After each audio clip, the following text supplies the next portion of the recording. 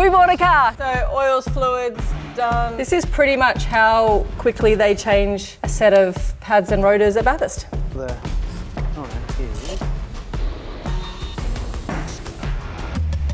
In this series, we're taking on our first Mad Garage Marketplace project and building the ultimate all-terrain coffee delivery service, the Gravel Expresso.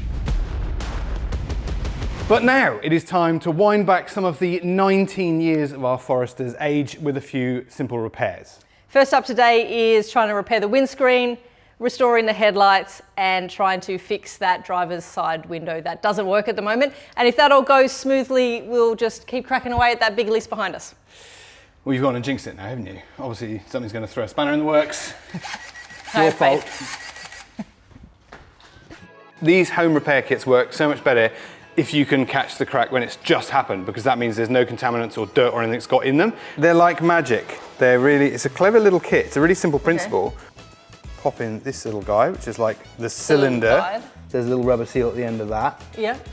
With a hole in it. So that, if I've got my aim right, should be right over the bullet hole. Yeah. Okay.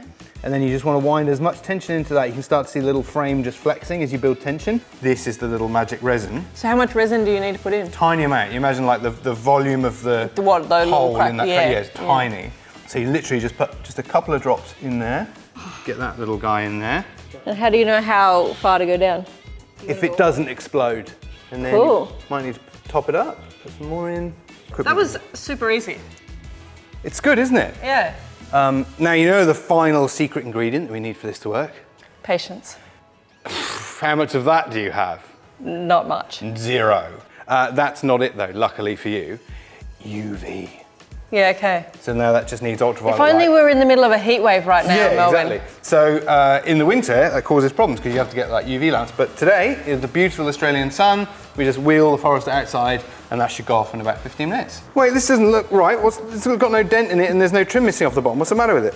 It's good, isn't it? I found this one on Facebook Marketplace, $100. We were originally going to repair the door that's damaged on the car, but this saves a whole lot of time and effort and money too, so. First thing though, change the interior trim. Yeah, the interior is not as good on this side.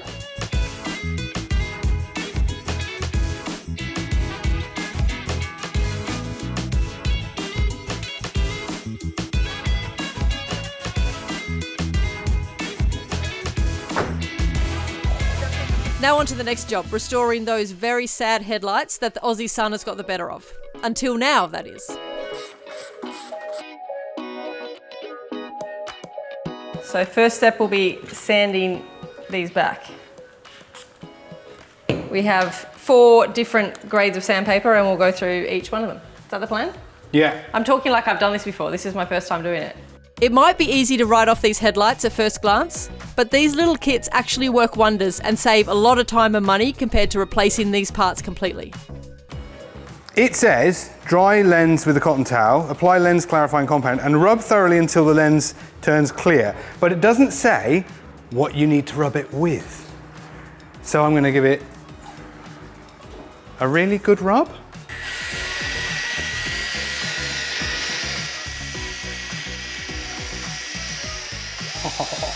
Unbelievable. Look at what? Wow. I reckon that's probably as polishy as we want to go. Yeah, that looks great. Molly's classic box opening technique. It looks like, whenever Molly's opened a packet of anything, it looks like it has been done in absolute desperation. No exception. It usually contains food. Should take any remaining yellowness out of the plastic. So this is the UV clear coat. So this is basically sunscreen for your headlights. So all that hard work we've put into cleaning them back up again to almost like new. This should keep them looking like new.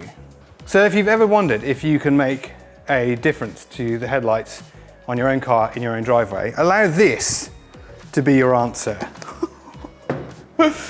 That is nuts. And it wasn't hard. That was just a little bit elbow grease, literally like 2 or 3 minutes per grade, then a bit of a polish. Obviously some power tools helps and is fun, but literally it's a little bit of elbow grease, a little sort of chemical sunscreen at the end, and what a difference. I mean, I think that is well worth putting in the effort if you've got some headlights that have been kissed by the Australian sun. Next job is to have a look at this steering wheel. We're thinking that because it's got this cover on, there might be some work to do underneath, but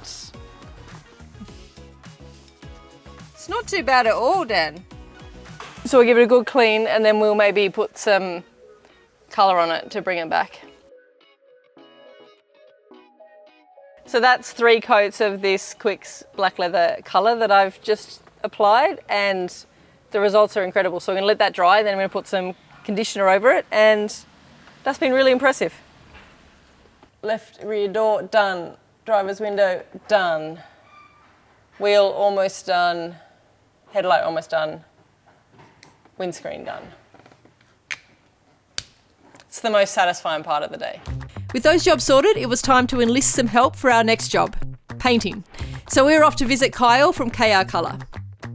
You will have quite likely seen Kyle's work before, mastering everything from helmets, custom builds and paintwork for many of the Melbourne-based supercars teams. It's finally paint time, so here are the products we've got to do the job. Firstly, some sandpaper, masking tape for prep, thinner, body filler, primers, the base coat which we've got mixed up to the Newport Blue Code, and then a clear coat.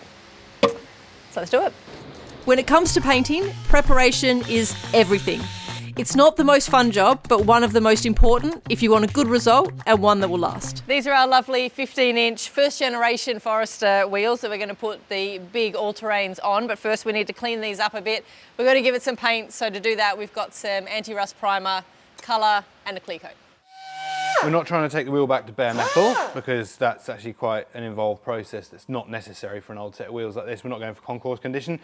All we need to do is just give the new paint a surface that it wants to attach to. So that means smoothing it back, but also removing some of these little rust spots that have come through. If you don't get them all back, they'll show as a mark that you'd feel and see through the new paint. So it's not a full strip back, it's just giving it a nice surface for the new paint to go on.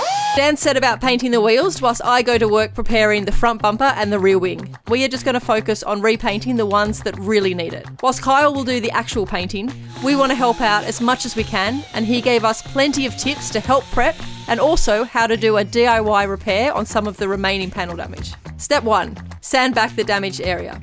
Make sure you go past the damage so you can blend the paint to the existing panel. Step 2, mix your filler or bog. This will fill in the damaged area and allow the panel to look like new again. This stuff is kind of like pasta dough. You have to knead it just right. Step 3, just like icing a cake, lay the bog into the panel. With Kyle supervising, of course. Once it's set, Kyle sanded it back and took the Forester into the spray booth to begin its transformation. There's one thing working on road cars is better than working on rally cars, and that's fitting tyres. These are a lot easier to fit than a rally tyre. Also bonus points if you can guess what those tyres behind us are. My time was much better spent here. You don't want to see me with a paint gun. Meanwhile, back where the magic was happening, Kyle gave these side trims a fresh coat along with the front bumper and rear wing, while Stan admired from a safe distance. Now that's looking like it's straight out of the factory. Next time, it's all about the mods as we transform our humble Forester into the Gravel Espresso with all-terrain and performance upgrades, accessories, a few luxuries and of course, caffeine-producing abilities. This build will be one of a kind.